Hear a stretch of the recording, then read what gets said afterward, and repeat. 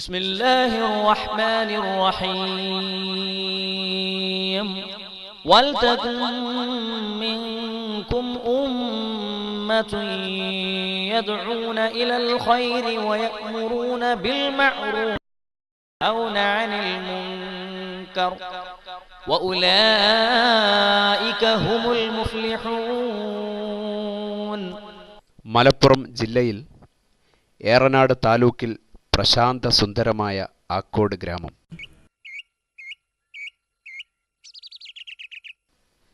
ചാലിയാറിനോട് ഓരം ചേർന്ന് കിടക്കുന്ന ഈ പ്രദേശം പല കാരണത്താൽ മലബാറിൽ ഏറെ ശ്രദ്ധേയമാണ്.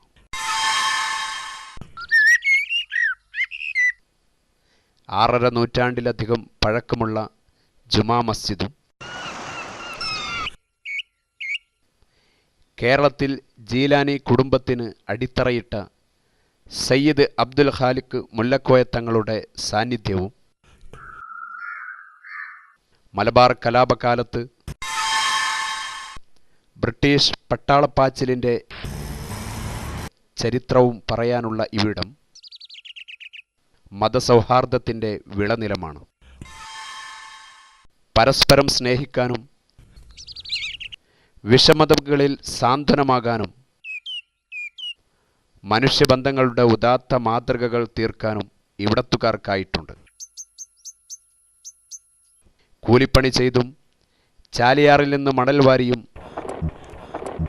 മീൻ പിടിച്ചും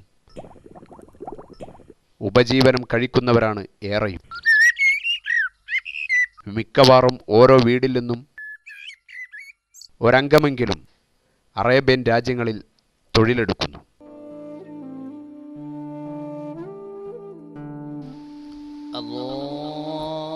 650 വർഷത്തിലധികം പഴക്കമുള്ള ആക്കോട് ജുമാ മസ്ജിദും മഹല്ല് ജമാഅത്തും ഈ നാടിൻ്റെയും പരിസര പ്രദേശത്തിൻ്റെയും ഭാഗധേയം നിർണയിക്കുന്നതിൽ വഹിച്ച പങ്ക് ചരിത്രത്തിൽ ലിഖിതപ്പെട്ടു കിടക്കും. പൂർവസൂരികളായ പണ്ഡിതരുടെ മഹനീയ നേതൃത്വത്തിൽ പരിഭാവനമായ ദീനിൻ്റെ പൊൻവെളിച്ചം താബികളുടെ കാലഘട്ടത്തിൽ തന്നെ പുൽകാൻ ഭാഗ്യം ലഭിച്ച പ്രദേശമാണ് ആക്കോട്. അരപ്പട്ടിണിയും മുഴുപ്പട്ടിണിയുമായി ജീവിതത്തിൻ്റെ രണ്ടറ്റം മുട്ടിക്കാൻ പാടുപെടുമ്പോഴും പള്ളിയുമായി ബന്ധപ്പെട്ട ദർസ് തുടങ്ങി ദീനീ പ്രവർത്തനങ്ങൾക്ക് ഒരു കോട്ടവും തട്ടരുതെന്ന് ഉത്തമ ബോധ്യമുണ്ടായിരുന്നു ഇവിടത്തുകാർ. അതുകൊണ്ടുതന്നെ നിത്യജീവിതത്തിലെ നാഴിയരി മാറ്റിവെച്ചും പറമ്പിലെ തെങ്ങിൻ്റെയും കമുങ്ങിൻ്റെയും ഒരു പങ്ക് പകുത്തു നൽകിയും പള്ളിയുടെ ദൈനംദിന പ്രവർത്തനങ്ങൾക്ക് ഒരു മുടക്കവും വരുത്താതെ നാളിതുവരെ പരിപാലിച്ചു പോരാൻ നമുക്ക് കഴിഞ്ഞു.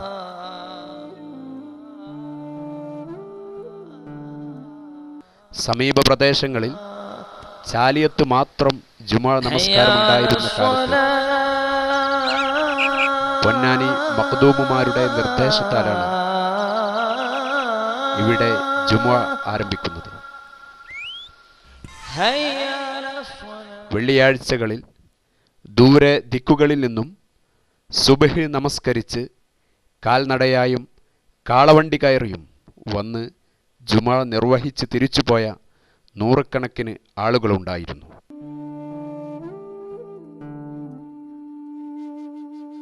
പള്ളി ഇന്ന് കാണുന്ന മാതൃകയിലേക്ക് മാറ്റിപ്പണിതത്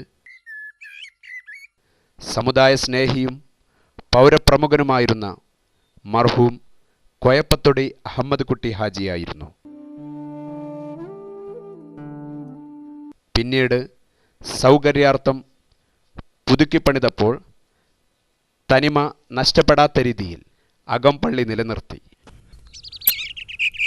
മനോഹരമായ കൊത്തുപണികളാൽ അലംകൃതമായ അകംപള്ളിയും മാളികപ്പുറവും പുരാതന കേരളീയ വാസ്തുശില്പ രീതിയിലാണ് രൂപകൽപ്പന ചെയ്തത്. മേൽക്കൂര പൂർണ്ണമായും തേക്ക് ഈട്ടി തുടങ്ങിയ വിലപിടിപ്പുള്ള മരങ്ങൾ കൊണ്ടാണ് പണിതത്. തൂണുകളും പള്ളിവാതിലുകളും ഘനമേറിയ തേക്കിൻ തടികളാൽ തീർത്തതാണ്. മാളികയുടെ നിലവും പൂർണ്ണമായും മരം തന്നെ. ഭക്തിയോടൊപ്പം നയനമനോഹാരിതയും ചാലിയാർ കാഴ്ചകളും ഈ പള്ളിയുടെ പ്രത്യേകതയാണ്.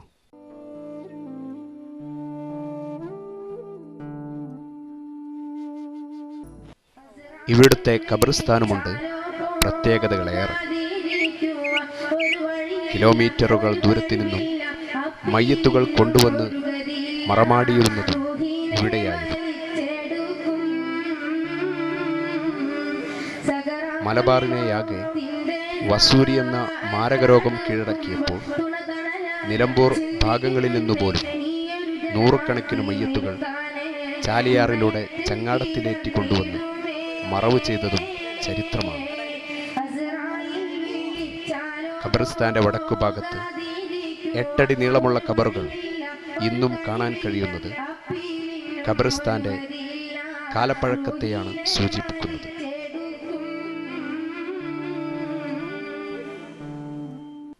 പള്ളി പുനർനിർമ്മാണത്തിനായി കുഴിയെടുക്കുമ്പോൾ കാണപ്പെട്ട കഫൻ പുടവക്ക് പോലും കേടുപറ്റാത്ത മയ്യത്തുകൾ നമ്മുടെ ഖബർസ്ഥാനിൽ മറവ് ചെയ്യപ്പെട്ട പൂർവസൂരികളായ മഹത്തുക്കളെയാണ് അനുസ്മരിപ്പിക്കുന്നത്.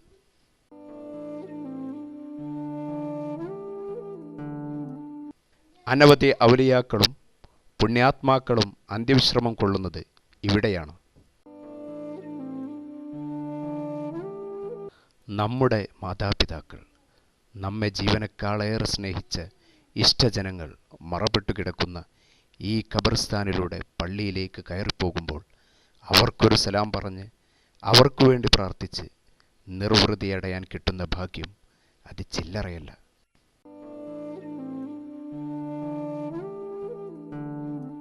നിലമില്ലാ കയത്തിൽ മുങ്ങിത്താഴുന്ന മനുഷ്യൻ ഒരു പിടിവള്ളി കിട്ടാൻ ആഗ്രഹിക്കുന്ന പോലെ ഖബറിൽ അദാബ് അനുഭവിക്കുന്നവർ നമ്മുടെ ഒരു പ്രാർത്ഥനയ്ക്ക് ആഗ്രഹിച്ചു പോകുമെന്നാണല്ലോ നബിവചനം. നമ്മുടെ ഒരു പ്രാർത്ഥന അവർക്കൊരു ആശ്വാസമാകുമെങ്കിൽ അത് എത്രമാത്രം സന്തോഷകരമാണ്. നാളെ നമുക്കും കിടക്കാനുള്ള 6 അടി മണ്ണ് ഇൻഷാ അല്ലാഹ് അതിവിടെയാണ്.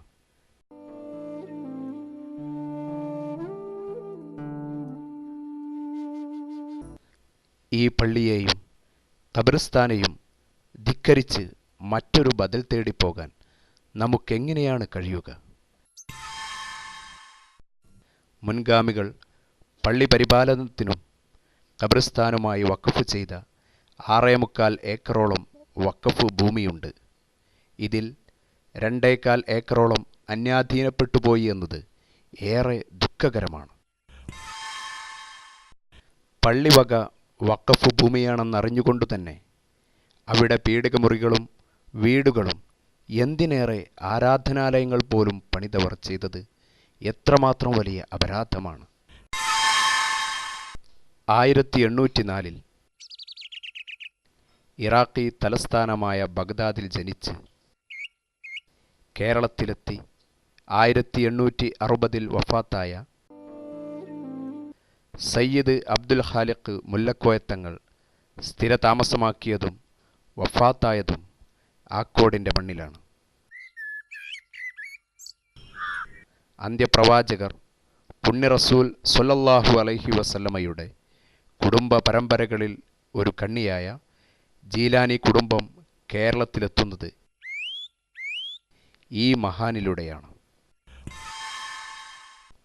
നിരവധി കറാമത്തുകൾ കാണിച്ച തങ്ങളവർകളാണ് ആക്കോട് പള്ളിയിൽ ചക്കരച്ചോറിൻ്റെ വെള്ളിയാഴ്ച സ്ഥാപിച്ചത്.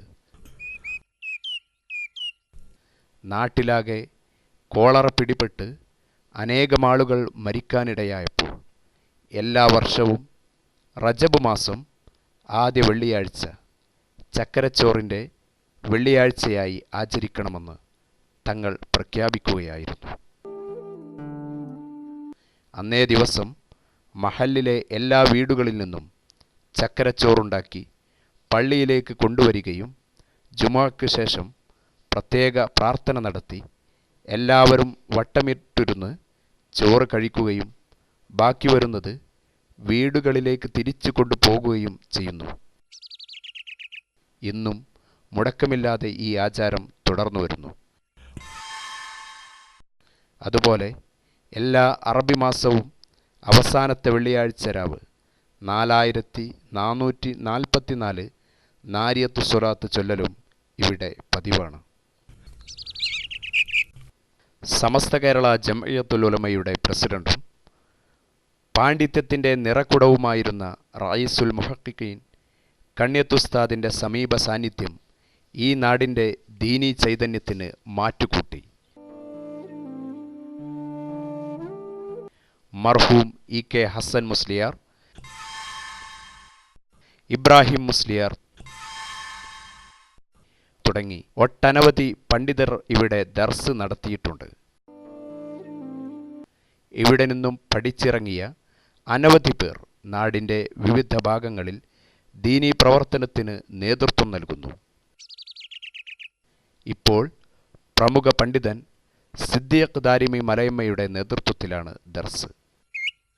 മുത്താലിമുകൾക്ക് ഭൗതിക വിദ്യാഭ്യാസവും ലഭ്യമാക്കുന്ന രീതിയിലുള്ള മാതൃക ദർസാണിത്.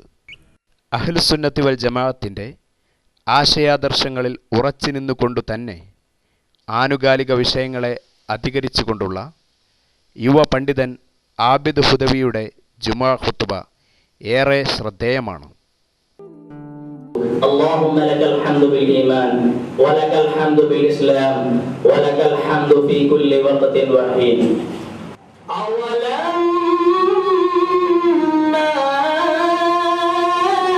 أصابتكم مصيبة قد أصبتم مثليها اللهم أعز الإسلام والمسلمين وأذل الشرك والمشركين.